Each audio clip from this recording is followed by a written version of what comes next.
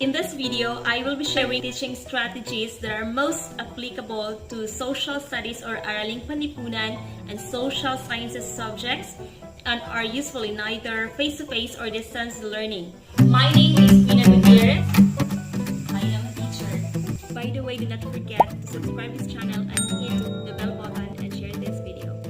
Teachers need to have a lot of teaching strategies for us to come up with a successful delivery of our lessons. Yes, we do love to inspire our learners, and I hope this video will help you with your daily class routines, especially for Araling Panlipunan subjects that our students used to label as boring and full of memorization subject. But the thing is, they failed to realize that Araling Panlipunan or social studies and social sciences are amazing subjects. Without further delay, let's start. Teaching strategies and approaches in teaching Araling Panlipunan or social studies and social sciences subjects. Number 1 is role-playing. This strategy is used to provide the participants with the opportunity to feel the situation rather than merely intellectualize about it. Because this is a great strategy to develop empathy and greater understanding for other vantage points. It can cultivate cognitive and effective learning. This is the most common strategy, diba? We can use this in the application part. Giving time limit to students' performance is helpful for your time management. Number 2, reading or writing a quotation. This encourages learners to think or appreciate better the concepts learned in the session or in the lesson. Let's say the reading of an economic-related quotation in the beginning or at the end of the lesson. We can utilize this in our online classes too. Number 3, group discussion or pair share or brainstorming. This is also a common approach. The small group discussion is a strategy that is used. In this way, it enabled the individual participant's voice to be heard and a good exercise also to improve the listening skills of our learners. To be most effective, a discussion has to be based on factual information and good thought-out ideas. It can be in a part of the lesson. This can be used in the distance learning online or modular with the help of adult members of the family. Number 4 is simulation games. Simulating situation of poverty, for instance, allows learners to have a better feel of the situation and allows them to be more creative in suggesting alternatives to the given situation. So they may provide alternative suggestions. Let's say they will suggest of reducing population through sex education and distribution of contraceptives to high school students.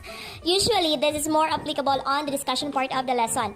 This can be used in the distance learning, online or modular with the help of adult members of the family.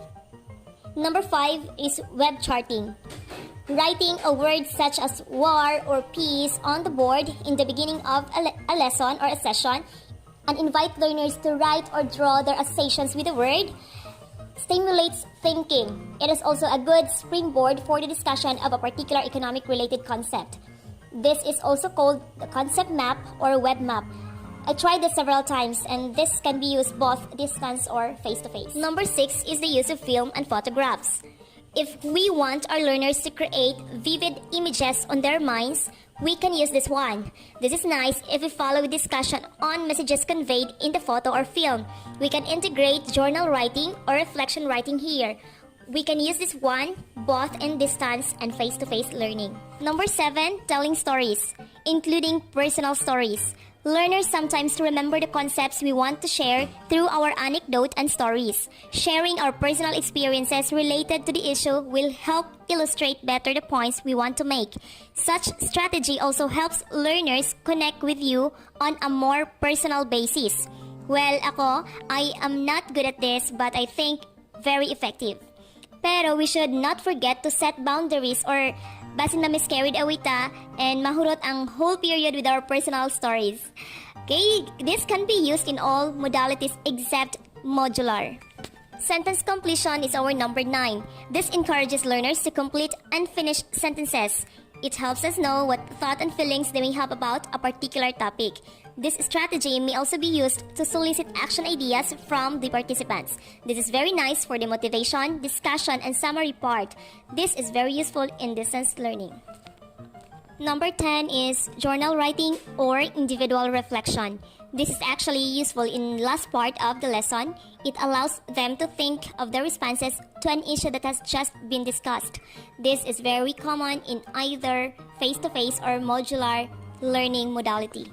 Problem solving or situational analysis is our number 11. Problem solving is one of the most valuable learning strategies. It enables students to use their valuable cognitive skills such as analyzing, generating, and evaluating options.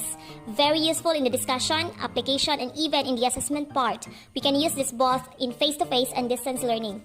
Considering position or issue or poll is number 12. This activity is used to surface the differing position of participants to a controversial statement. It enables students to express a resolution or commitment to certain action as a form of application. Example statements: whether we like it or not, wars will happen in the future. There can be at least 3 positions to that controversial statement: either agree, not sure, or neutral, or disagree. Whenever appropriate, the participants are asked to express a resolution or commitment to certain action as a form of application of learning. This is very appropriate in virtual learning. There are virtual learning platforms you can use actually. Even Messenger has this one.